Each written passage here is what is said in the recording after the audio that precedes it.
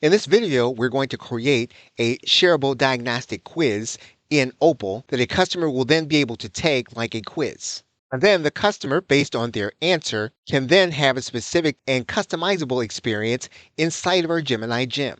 And we can use NotebookLM as a basis for the quiz, diagnosis, and learning experience and the remedy. And we will construct this customizable process in this video. To construct the diagnostic, we're going to go into an area where we have research. In this particular case, we're going to do the diagnostic based on servant leadership. You will construct a self-assessment for a topic of your own research or your own business interest. So in order to extract that information from NotebookLM, we're going to need to have a prompt to put together a prompt. So we're going to go to Gemini in plain language, and we're going to ask Gemini to give us a prompt where we can get quiz questions from our research in NotebookLM. You'll notice here that you will insert your topic. In our particular case, we're going to insert the topic of servant leadership. We will then go to Gemini. We'll make sure to use a pro query. We'll then enter our prompt, and we're going to make sure that we put in our topic. So we're going to swap out the more generic language, and we're going to type in our specific topic. You will type in the specific topic of your business interest or your business research. Once we have that information, we're then going to click Submit. Once we have our prompt, it's a good idea to then export the information to a Google Doc. What we will then do is we will copy the prompt, and we will get our quiz questions by putting this prompt into NotebookLM. We will paste in our prompt, and we'll then click Enter. Now, it's a good idea here when you're using NotebookLM to specify that you do not want citations. We're going to add that instruction. We're then going to click Enter. We'll then allow the chat to provide for us our quiz questions. Once NotebookLM gives us the document, we're going to save this to a note. We're going to take that note, and we're going to save it to a Google Doc. So now that we've archived our system instructions for our gem, what we're going to do is we're going to copy the system instructions, and we're now going to head to create a Gemini Gem. We're going to go into Gemini, and we've named this Servant Leadership AI Coach. You will name it according to your specific niche. We're going to paste in our tutor instructions. We're going to use guided learning, and we're going to make it so that the AI will then ask them one question at a time and then wait for their response. We will then have our Gemini Gem. What we will then need is a shareable link. So we're going to go to the gems area, and we're going to find the gem we just created. We're going to click Share, and we're going to create a shareable link. We're going to make it for anyone with the link. We want to make it so that only editors can download, copy, and print. And for good measure, we can turn off the ability to change permissions and share. We want to make it so that anyone with the link can access. We're going to copy the link, and we are now completed with this part of the process. Now that we built the educational portion, we need to build the quiz building app. So we're going to need to get the prompt in order to put into Google Opal to build the quiz app by asking Gemini. And so we're going to use the wizard inside of Opal, and we're going to go one step further. We're going to ask Gemini what to prompt in order to build the Google Opal app. What we want the app to do is to take our 5 questions and to then give the user a score. And then based on that score, we're going to send the user to a specific gem that we have created.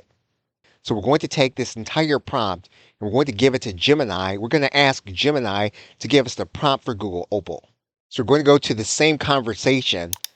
We're going to drop in the prompt.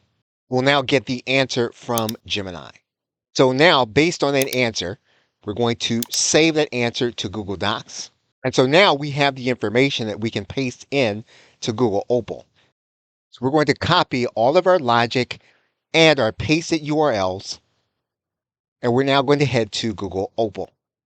We're then going to go back to our gem page, and we're going to go to the top, and we're going to click on New Gem, and we're going to go to the screen that says Describe the AI mini app you want to build. We're then going to paste in our information, so we should see our entire prompt, and we will then click Enter for Google Gemini. And we will then allow Gemini to then build the app based on our specifications given to us by Google Gemini. Now, once the app was built, we did have to go into the editor. We need to add the quiz and the rubric from our Google Drive. And we needed to place that quiz at the beginning and then to connect it to the manage quiz interaction. This was a correction that we had to make based on the operation of the app. Once we made that correction, we can go back to the app and we can begin testing our application. We're going to click start and then the quiz then loads. So we're now going to need to make sure that the customer then knows that they will then walk through the guided learning process. What they'll then need to do is they'll need to paste in their answer and then click the query in order to get started. And what you will then see is that the gem will then begin to walk them through a process of helping them to correct their deficit in the area in which you are working with them in. In the case on your screen, this individual will begin to improve on being a servant leader based on the research we put together from NotebookLM. So you can take any research that you have in NotebookLM. You can use it as the basis for creating a learning experience based on a specific gem. You can then create a shareable URL. You can then use that research and the URL as the basis for a diagnostic quiz that will lead to the gem where the individual can interact with your research.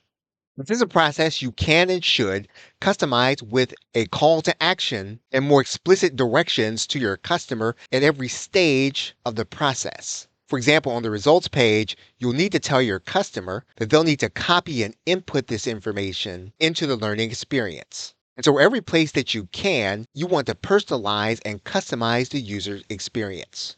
And there are two places to customize. One is going to be easy and the other one's going to be more complex. The easiest way to customize is to go inside of the Gemini Gem, to go into the gem and edit it. When you edit the gem, what you can do is you can add in another element to the instructions.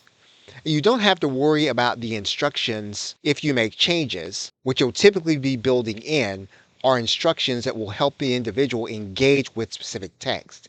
When you write those new instructions into the existing gem, what you can then do is you can add the new instruction at the end, and you can then use Gemini to rewrite the instructions. Regardless, when you're going to undertake a process like this, you want to go to the gem that you already have. You want to make a copy of the new gem, and then you want to make any changes so that you can test them inside of a new gem. For example, you'll notice here that we have added in an instruction. And when we add in that additional instruction, regardless of what it is, it could be a call to action, it could be something else. We're going to get Gemini to rewrite the instructions by adding in our addition. This is going to be the easiest way to make changes and to augment what you already have. Basically, you are customizing the learning experience, assuming that the customer reaches this point. The more complex way of customizing the experience is to go to the Gemini Gems area, to go inside of your gem. Once you're inside of your gem, you'll want to click on Open the Advanced Editor. You're going to see how your gem works. And then if you want to augment this process, you can add in an asset. Typically, you can add in an asset from your Google Drive. And when you add in that asset from your Google Drive, you can add any additional instructions or experiences that you want the customer to have inside of the Opal application. And of course, you will need to go through a retesting process in order to make sure that your new additions actually work. It's a good idea then to come to your Opal applications and to duplicate the application and to make your changes inside of the duplicate application to make sure it is working the way you want it to work. Okay, so thanks, and I will see you in another video.